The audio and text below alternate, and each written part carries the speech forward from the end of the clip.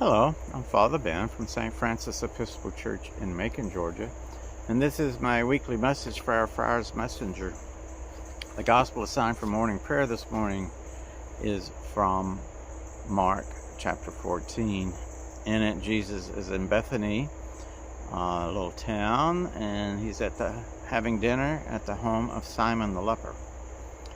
And there are other people there, and a woman comes in, breaks open a very costly bottle of perfume, nard, and starts anointing Jesus' head. And people get upset and that she's wasting the money on doing that when she could have sold it and given to the poor.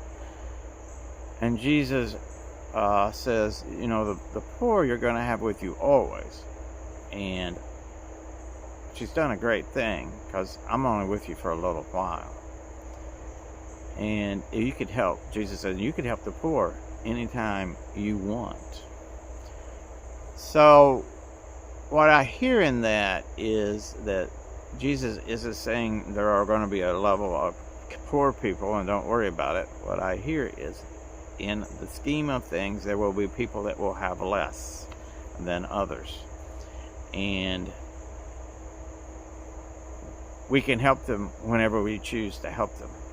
And this woman is, out of love, is anointing Jesus. And Jesus is a few days away from being crucified, because the religious and at that time the same religious political authorities are, of course, there's the same today too, I don't know why I said that, are after Jesus. They want to kill him, and anything they can do to bring him down, they will. So that was part of the reason of the big uproar. Now, Judas wasn't mentioned in this part, but he is mentioned later in this passage about going and betraying Jesus. And it's very difficult for me to think of Judas as this one person that is just out to get Jesus. I really think Judas is trying. I think Judas loves Jesus, but I think he's trying to get Jesus to raise his hand and follow his agenda on overthrowing Roman occupation. And that is not the mission of Jesus. And we all, at some point in our lives, try to get someone else to do something that we think they should do, but and follow our own agenda.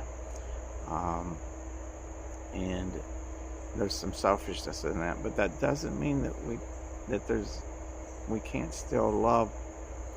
I think Judas loved Jesus, but I think he loved his agenda more.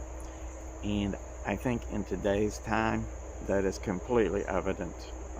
We may love, but we love our agenda and what we think more.